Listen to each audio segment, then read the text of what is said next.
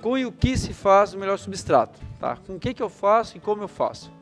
Então eu tenho que saber qual material eu tenho, que seja barato, que esteja disponível na minha região, né? Porque às vezes eu faço a conta, né? E eu digo assim, a turfa é uma boa alternativa para nós aqui, a casa de arroz é uma boa alternativa. Por quê? Nós temos São Fonte, é da nossa região, só que vai pegar o pessoal lá do Alto Vale, né? O pessoal ali da Grande Florianópolis já não tem um acesso. Talvez não seja então, mas talvez eles tenham outros materiais lá. Quem é mais do Alto Vale, talvez vai ter a casca de pinos, talvez não tem mais acesso. Vai ter pessoal onde tem os citros lá, pode ter o composto de citros que pode estar sendo usado. Então tem outras fontes que vocês podem buscar conhecer, né? Depende da realidade de cada um. Então, né, aqui alguns exemplos, né? Tem a casca de pinos, pó de coco, turfa de esfagno, que é a turfa marrom, a sinazita. Então tem vários compostos, mas o que eu tenho que olhar é aquilo que nós conversamos lá. Porosidade, densidade, eu tenho que ajustar aquilo ali, porque nenhum desses vai ter isso pronto ali, eu vou ter que misturar. Então aqui duas misturas para vocês verem. A turfa marrom, tá? Não é a preta, tá? Com casca de arroz queimada, tá? É uma boa mistura? Pode ser, mas o que ela tem que fazer? Ela tem que atingir a densidade que eu quero, tá? E não pode reter muita água, tem que permitir a aeração. A turfa preta mais a casca de arroz é uma boa mistura? Né? Pelas experiências está funcionando bem, mas eu tenho que atender aquilo ali. Vocês vão ver como dá diferença quando eu mudo, faço essa mistura aqui. Porque na fabricação de substrato, 2 e 2 é quanto? Mas na mistura de substrato, 2 e 2 pode ser 5 ou pode ser 1. Tá? Porque quando eu vou pegar e misturar um material com uma granulometria maior com uma mais fina, vai ficar espaço de ar ali. E aí eu digo, vou usar meio quilo de um produto com 150 gramas por quilo e vou usar meio quilo do produto que é 600. Pô, vai fechar. E quando tu bota ali mistura e que vai fazer 1 litro daquilo ali, a soma nunca dá certo. Tá, vai dar diferente. Então, esse casamento, o substrato não é só somar, né? Tem que testar, tem que medir. Seguinte, pessoal, então aqui, vamos pensar nas características que a gente conhece, né? Por que misturar? Vamos pensar, uma turfa preta mais casca de arroz carbonizada. Qual a característica da turfa preta? Ela tem uma excessiva retenção de água e uma alta densidade, né? Está acima daquilo que nós esperávamos, em torno de 600, 550, 650, nós não queremos isso. E nós temos uma casca de arroz que tem uma drenagem e uma baixa densidade. Então, a casca de arroz consegue corrigir os problemas da turfa. Vai baixar a densidade e vai aumentar a drenagem, certo? Então, ela ajuda. Agora, se eu pegar uma turfa preta com a casca de arroz, as características da turfa preta, excessiva retenção de água e alta densidade. Casca de arroz, excessiva retenção de água e baixa densidade. O que eu vou corrigir com a cinza? Só a densidade. Só que eu vou ficar retendo água. Marco já gosta de água? Pois é, mas numa situação dessa, misturando turfa com cinza, como é que fica isso? Tá? A tendência vai ser vocês ter problema, tá? Nessa muda. Então, tem misturas que tem as duas, né? Para poder corrigir, bota as duas junto, tá? Mas é teste que vocês, né, façam para que... E aí depende do lote, né? Você pegar tem lote de turfa que ela é bem fininha. Até acho que tem 2 ali, ô Petri. Tem um, eu sei que tem, mas tem turfa que eu peguei lá, onde é que eu vi? No Thiago. Bem carolada, bem mais grossa. Aí tu pega outra carga, ela vem bem mais fina. Com certeza que ali vai por nada ter mais água. Então tem que ter esse cuidado. Outra coisa da turfa, pessoal, tá? A turfa, ela tem que passar pelo processo, né? Ali na turfeira eles fazem a correção, ou às vezes não chega, nem dá tempo de estar corrigida, eles extraem, tentam fazer a correção e não desmineralizam. Quando essa turfa chega na propriedade e vocês já vão usar ela diretamente e não fazer um controle da salinidade dela, vocês podem estar queimando a muda de vocês. Então vocês tomem cuidado no uso da turfa, tá? Eu recomendo, assim, ó, no passado, quem comprava aqui da turfa fértil, chegava lá, ela estava pronta, estava corrigida, estava mineralizada. O volume de vendas deles ali, não sei se aumentou tanto, que agora não chega a ficar nem 15 dias no pátio. Pega aquela turfa, leva para casa de vocês, você achando que ela está pronta, e joga na embalagem, ela está mineralizada, está com muito mineral. E aí vocês vão notar, vai queimar a planta, ela vai... Então, o ideal, quem vai usar turfa, né, daqui, é pelo menos 30, 60 dias deixar a céu aberto, se não estiver chovendo, jogar uma água por cima, e se for botar no pote, fazer o controle da salinidade dela. Eu vou mostrar 2 aparelhos para vocês ali, embaixo depois. Um está aqui, o aparelho que mede a salinidade, tá? Que é um condutivímetro, tá, pessoal? É um condutivímetro que ele mede, né, a quantidade de sais e vai dar vai dizer em milisiemens, eu vou mostrar a tabela depois, como que está a concentração de sal. Se ela estiver alta, o que a gente pode fazer, Petri? Jogar água, né, lavar aquilo ali para que... Eu peguei uma situação em Sombrio, o cara foi lá, comprou a turfa, fez uma parte das mudas, aí ele achou que ia gastar, e aí resolveu, ele tinha turfa no terreno dele, resolveu lá extrair a turfa para fazer. Aí vocês imaginam, né, o acidente que deu. Cheguei lá, a semente não vinha, ela não conseguia fazer o chicote ali. Disse, não, mas não pode, tem coisa errada. Fui lá ver a salinidade. Estava em 6.000 milisiemens. Tá? Ela não estava nem corrigida. O pH, 4,5, porque ele não deu tempo para corrigir, não fez a correção correta, não fez uma... E aí? Dinheiro que a quantidade de muda que ele perdeu, pagava 20, 30 vezes o que ele economizou. Tá? Então, vocês conhecer, depois eu vou mostrar o outro aparelho que vocês podem usar em potes, para que vocês façam essa, né, olhem antes de fazer a semeadura, para que evite que vocês tenham problema com o substrato de vocês. Então, vocês vejam, ó, com 2 materiais, né, comparecido, tanto o mesmo material, a turfa, tanto com cinza como com casca, dependendo dos teores, da mistura que você fizer, não vai ser um bom material. Tá? Razões frequentes que usadas nem sempre com um bom resultado. Aproveitar resíduo que está sobrando. Tá? Vou aproveitar. Se eu não conheço a característica e comportamento dele, não devo. Tá? Reduzir o custo do substrato. Tá? Nem sempre reduzir custo é economia. Criar uma mistura própria. E aí eu vejo que na região tem gente que está vendendo substrato. O cara tem lá uma floricultura, faz substrato e está vendendo substrato. Eu disse, o cara além de estar pagando por algo que não é, né, e aí eu vejo lá, a mistura caseira, aquela que a gente recomenda, o cara está reproduzindo e está vendendo aquilo lá.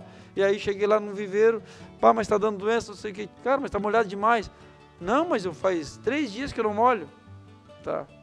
Aí tu vai ver, tu vê argila, muita argila e segurando. Bons resultados raramente ocorrem ao acaso. Análise é o investimento. Como é que eu sei que o meu substrato tem qualidade? Uma análise de substrato. Então assim, fazer uma mistura, fazer algo básico assim para vocês terem uma noção. Eu tenho material básico, tá? Que dá a estrutura geral do meu substrato. E aí eu tenho os complementos. O que eles vão fazer? Eles vão melhorar a porosidade, a drenagem e a densidade. E eu tenho os aditivos, que vão melhorar as condições químicas e biológicas do meu substrato. Tá? Então, o substrato, né, se a gente olhar, tem mineral básico, complementos e aditivos. Os básicos ficam na casa de 60%. Pode ser mais ou menos, dependendo da característica do solo que eu quero. Os complementos ficam na casa dos 30% e os aditivos não mais que 10%. Aqui pode ser um NPK, pode ser uma cama de aviário, pode ser um corretivo, né, pode ser uma fonte de algum elemento que eu sei que vai ter deficiência. Então, já os 30 é aquilo que vai corrigir a estrutura, principalmente densidade e porosidade. E o 60 seria, mas aí vocês vão ver, mas uma das misturas que o pessoal que a Turfa Fed estava comercializando para Maracujá ali, né, eles aproveitaram um trabalho que o Petri fez lá, era o quê? 70, 30, né, Petri? E estava comercializando Maracujá. Não, mas deu mais de 60, deu mais, porque a Turfa já está um pouco próximo daquilo que a gente esperava do substrato, que é na casa aí de uns 400 a 450 maracujá, tá? E aí com pouca casca, né, a gente consegue. E outra característica da casca do arroz, ela evita a compactação. A turfa já compacta um pouco mais, ela evita isso. Vocês vão ver que o substrato, quando ele está com 30% de casca de arroz, vocês, mesmo úmido, vocês vão bater nele para ele compactar e ele já não existe a compactação. Já a turfa, e aí vocês pensam, quando vocês estão, quem faz molhamento lá por cima, aquela gotinha caindo ali, ele compacta um pouco mais. Então a casca de arroz, uma das grandes características dela, além da porosidade, é a questão da compactação. Ela evita, ela é reativa, e nós não queremos que o substrato vá compactando. E aí quando, né, minha crítica sempre, quando bota solo, o solo sempre vai compactar, ele vai selar e vai compactar. Então assim, ó, maior porcentagem de volume, né, é os componentes básicos, fornecer estrutura do substrato, turfa, casca de pinos, eucalipto, fibra de coco, geralmente regionais. Então procure ver o que tem na região que é mais barato. Esse daí é o maior impacto no substrato. As misturas, dentro da mistura melhorar o componente básico, como melhorar aquele básico, né? Retenção de água e drenagem, aumenta a porosidade, promove melhor agregação no plug. Funções, em torno de 30% do volume, frações de 30% do volume. Né? Os mais consagrados nós temos aí a vermiculita, perlita ou materiais de partículas finas, argilas ou humus. Para nós aqui, cairia muito bem, né? Um exemplo, a casca de arroz, ou a cinza, dependendo do caso. Tá? Então, o substrato, o que a gente procura ver se eu vou fazer uma análise do substrato? Eu tenho que saber do pH, condutividade elétrica, CTC e matéria orgânica. Como é que eu sei essas características do substrato? Qual o caminho para mim saber se isso está ideal no substrato ou não? Assim, ó, para a disponibilidade de nutriente para a planta, para mim saber como ele está funcionando, só tem um meio, gente, é fazer análise. Tá? Se você fizer alguma mistura ali, pá, essa mistura deu certo, tá legal, manda fazer análise de substrato, não é análise de solo, é análise para substrato, para vocês saber como é que está esse substrato, como é que ele se comportou. Faz uma, daqui um ano, 2, né, novo lote, vou fazer preparar de novo, prepara, coleta, manda para análise. Isso dá para vocês respaldo, tá? A gente pegou e, pelos históricos que tinha, pelas análises, tanto da turfa que a gente comprou ali, com eles forneceram análise, e a gente formulou um substrato para morango, tá? Produção orgânica. E aí, mandamos fazer análise.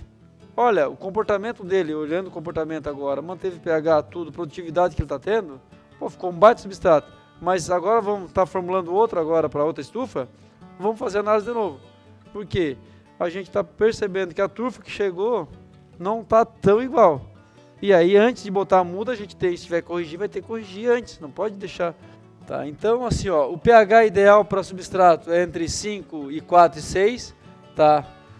Abaixo de 5, acima de 6, ele é problemático. Então, como é que vocês fazem isso? Tá? Eu tenho um aparelho parecido com esse, que vocês extraem a solução ali. Eu vou mostrar para vocês o extrator de solução, que vocês não precisam ter em todos os potes, pode ter uma amostragem dentro do viveiro, extrai a solução e mede o pH, tá? Para saber se ele está se comportando, se ele tem essa... Na análise ele já vai dizer, mas quando vocês vão botando, dependendo da adubação, as fontes de sais que vocês colocar ali, vocês podem alterar esse pH ou não. E aí vocês podem também fazer as correções. Tá? Por que o ideal são nessa faixa aqui, entre 5 e 4 e 6? Se nós olhar ali, ó, no gráfico, pensando na absorção de nutrientes pela planta, é onde se alcança os melhores níveis de absorção.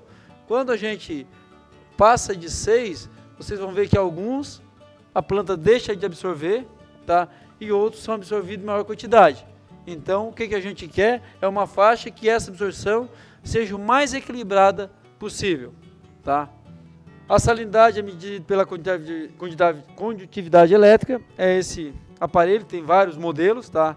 E ele, conforme a quantidade de sal, ela vai conduzir mais ou menos energia, tá? E aí vocês conseguem medir, são 2 eletrodos, e ele faz essa medida para vocês. Qual o ideal para o maracujá? Vou mostrar para vocês já em seguida. Tá? Então, se vocês botar muito sal, vai estar. Se vocês pegar uma turfa que não foi lixiviada, não foi lavada, ela vai ter o material que tem então vocês têm que ter mineralizado, vocês vão ter que fazer o quê? Sal se tira como? Quando a gente bota muito sal na comida, como é que se faz para tirar? Lava, né? Tem que lavar, tá? Então, ele vai... Ou senão bota o chuchu dentro, né? Tá? Bota na batata o chuchu, mas a tendência salgou demais uma carne e percebeu que errou a mão, tem que ir lá e lavar para tentar tirar, tá? E é isso que é feito no substrato. Tá, assim, ó, pessoal, só falar assim, ó, qual a faixa adequada para o maracujá da EC, né, da condutividade elétrica, tá? Tem várias maneiras de coletar a solução, tá, pessoal? Pode ser o lixiviado, vocês podem coletar, fazer pontos de coleta, né, dentro da estufa. O que é? Tem o sistema, quem faz o sistema de rotejamento, bota embalagens por fora do pote ali, depois do final da irrigação, passa lá, coleta aquele lixiviado e mede o EC. Outra maneira é pegar o substrato que está lá, né, um pouco, e diluir ele na relação 5:1, né, ô Pedrinho? 5 de água para 1 de substrato, e ver como é que está a condutividade depois de 12 horas. E para poder ver essa condutividade. Mas a melhor de se fazer é essa, pegar o lixiviado e medir, tá? A hora que começou a gotejar, coleta, para de irrigar, coleta e vai pegar o aparelhinho, vou mostrar para vocês ali, não vou fazer, e coleta. Vai lá e vai medir. Outra é usar quanto pH, pode ser. Ô Sandoval, tu tem noção do valor desses equipamentos aí? Eu acho que não são tão caros, né? Tá aqui. Ó, esse aqui é um aparelho já, ele mede temperatura e condutividade, um pouco mais R$350, tá? E vem com, não veio aqui, mas parece que vem com líquido calibrador, tá? E o outro tá lá o preço também, o extrator. Outra coisa, quem trabalha com potes maiores pode estar usando o extrator de solução. Não sei se vocês conhecem, vou mostrar lá embaixo também. É um aparelho com vácuo, você extrai a solução dali e depois já vai lá e... Aí não são esses meus daqui. Tá, aqui é pro Power True. Mas eles estão trabalhando assim, ó, pessoal. Vocês têm que estabelecer, mas tem como vocês medir, tá? O maracujá, que a gente sempre mostra essa tabela aqui, né? Opa, aquela tabela ali. Ela não é... O maracujá a gente sabe que é uma cultura que é muito resistente. Ela muito tolerante, né? Só que ela não é uma cultura exigente, ao mesmo tempo. Então a gente está ali entre as tolerantes, a faixa de tolerantes. Então nós acompanhei lá nas mudas fazendo o Power True naquele ali, a muda com 2 e indo bem, muda com 3 indo bem, tá? Então a faixa dela ali é bastante larga, tá? Para poder trabalhar. Se vamos evoluir, e aí aquilo, pegando dados, informando, vocês pegando as análises, vocês vão vendo. Só que o ideal é que vocês façam análise. Fez a mistura esse ano, repita a análise. É um investimento hoje em torno de R$120 fazer uma análise de substrato, tá? Mas vocês vão criando padrões para vocês, tá? E isso reduz o erro, porque a muda é um investimento, tá? Se você errou ali, você pode perder 20, 30 dias brincando lá na implantação do pomar de vocês, tá? Beleza? Alguma dúvida?